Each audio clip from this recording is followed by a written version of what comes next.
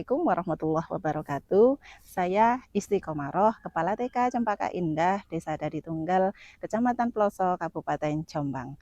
Lokasi TK Cempaka Indah ini berada di wilayah pinggiran Sungai Brantas dan perbatasan antara Kecamatan Kapu dan Kecamatan Kudu. TK Cempaka Indah ini lokasinya jauh dari pusat kota. Jarak rumah dengan sekolah TK Cempaka Indah ini sangat lumayan jauh karena kalau kita melewati jalur darat itu sekitar kurang lebih 13 km. Ada jarak terdekat yaitu melalui sungai, penyeberangan sungai yang terbesar di Jawa Timur yaitu Sungai Brantas. Itu kita menyeberangi, kita menaik perahu, itu sekitar kurang lebih 2 km. Tantangan terbesar saya ketika melewati Sungai Brantas ini pada waktu musim kemarau adalah angin kencang, yaitu mengakibatkan gelombang yang sangat tinggi. Nah, ini menyebabkan perahu nantinya akan terbalik. Ketika musim hujan turun, akses untuk penyeberangan di Sungai Brantas itu akan terhambat karena debit airnya semakin tinggi sehingga perahunya tidak bisa melewati jalur ini, jalur tambangan ini. Sehingga saya akan melewati jalur darat yaitu lewat Jembatan Ploso, yang mana Jembatan Ploso ini sejauh 13 km. Jadi untuk perjalanan ini menurut saya itu sebuah tantangan bagi saya untuk berdedikasi di TK Cempaka Indah ini. Bagi saya tantangan itu bukan suatu hambatan, tapi itu merupakan suatu panggilan jiwa bagi saya sebagai kepala TK untuk berdedikasi di lembaga TK Cempaka Indah ini. Ki Hajar Dewantoro memberikan pesan bahwa pendidikan harus menuntun bakat, minat, dan potensi peserta didik agar mampu mencapai keselamatan dan kebahagiaan yang setinggi-tingginya sebagai manusia. Hal ini selaras dengan penerapan kurikulum merdeka yang telah diluncurkan oleh Kemendikbudristek yang terus mendorong dan mengupayakan agar guru dapat mendesain pembelajaran yang berpusat pada peserta didik. Kondisi saat ini situasinya di TK Cempaka Indah yaitu keterbatasan sarana prasarana karena hanya memiliki satu ruang untuk kegiatan pembelajaran. Kegiatan pembelajaran selama ini memanfaatkan gedung SD yang tidak terpakai untuk kegiatan pembelajaran sehari-hari. Pembelajaran sebagian besar guru masih menggunakan metode pembelajaran yang lama yang berpusat pada guru. Nah, di sini pembelajarannya belum sepenuhnya berorientasi belum sesuai dengan bakat minat anak, sehingga pembelajarannya monoton dan kurang menarik. Disinilah saya sebagai kepala TK menyadari bahwasanya perubahan paradigma pembelajaran itu memerlukan sebuah proses dan pendampingan serta pembinaan dari kepala TK. Tantangan saya terkait dengan pembinaan kepemimpinan pembelajaran kepada guru yang pertama yaitu keterbatasan sarana dan prasarana. Keterbatasan gedung di TK Cempaka Indah ini membuat keterbatasan ruang dan waktu untuk menuntun kreativitas serta pengelolaan kegiatan pembelajaran.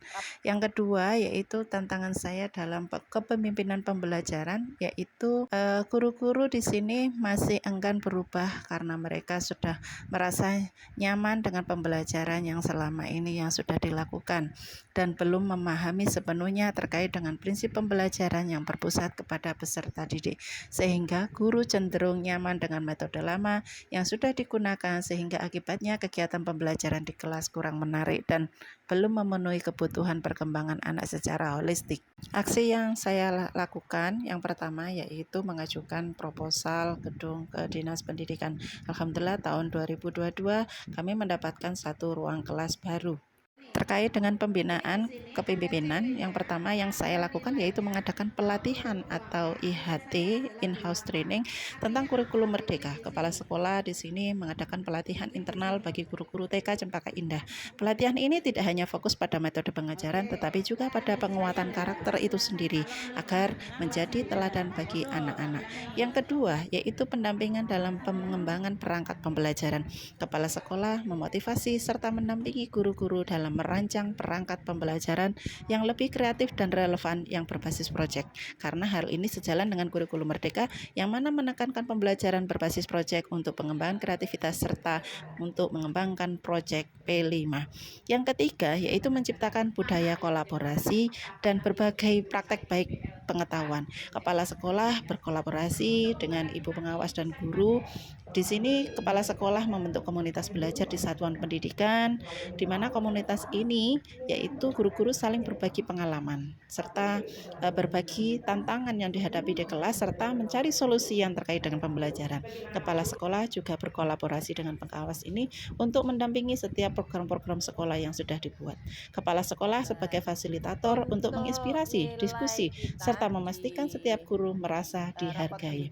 Yang selanjutnya yaitu supervisi yang konstruktif. Kepala sekolah melakukan supervisi kelas, tetapi bukan untuk mencari kesalahan dalam mengajar. Tujuan dari supervisi ini untuk memberikan umpan balik yang membangun dan mendukung guru dalam mengembangkan potensi guru. Yang selanjutnya mendorong pemanfaatan teknologi. Kepala sekolah mendorong semua guru untuk mengintegrasikan teknologi sederhana dalam pembelajaran.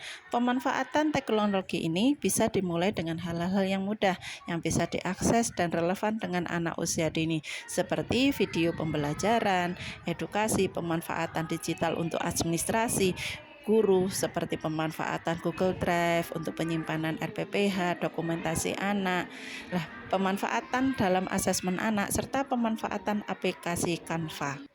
Pelaksanaan peningkatan kompetensi guru melalui kepemimpinan sekolah yang transformatif di TK Cempaka Indah membawa perubahan positif yang nyata bagi seluruh warga sekolah, baik bagi guru, peserta didik maupun wali murid. Sebagai kepala sekolah, saya berusaha menjalankan peran bukan hanya sebagai pengelola, tetapi juga sebagai pemimpin pembelajaran yang mampu menginspirasi, mendampingi, serta menumbuhkan semangat perubahan dari dalam diri setiap guru. Dampak bagi guru yaitu meningkatkan kompetensi pedagogik dan profesional guru. Yang kedua, munculnya budaya refleksi dan kolaborasi, serta guru lebih kreatif dan percaya diri. Yang keempat, terbangunnya semangat perubahan. Dampak bagi wali murid, meningkatnya kepercayaan serta keterlibatan orang tua dalam kegiatan pembelajaran. Yang kedua, terjalinnya komunikasi dan kerjasama yang lebih baik. Yang ketiga, orang tua lebih sadar akan pentingnya pembelajaran yang berpihak kepada anak. Dampak bagi peserta didik, yaitu anak lebih aktif dan antusias dalam belajar, serta tumbuh kemandirian rasa ingin tahu anak. Yang ketiga, terpenuhi kebutuhan belajar anak secara menyeluruh. Dan yang terakhir, anak merasa bahagia belajar di sekolah. Saya ucapkan terima kasih kepada Ibu Kepala Sekolah atas pendampingan pembelajaran selama ini. Semoga kedepannya bisa memberikan perubahan yang lebih positif untuk memajukan dan memberikan motivasi kepada anak-anak dan lingkungan masyarakat di sekitar TK Cempaka Indah. Wali murid dari TK Cempaka Indah merasakan kalau kepemimpinan Bu Isti itu bagus untuk masalah sekolahnya lebih maju, dan alhamdulillah sekolahnya sekarang menjadi sekolah penggerak. Ajarannya menyenangkan, anak-anak jadi semangat untuk belajar, bangunnya juga lebih awal. Sekian praktek baik saya sebagai kepemimpinan pembelajaran melalui transformasi di TK Cempaka Indah ini. Semoga bermanfaat dan menginspirasi teman-teman semuanya. Wassalamualaikum warahmatullahi wabarakatuh.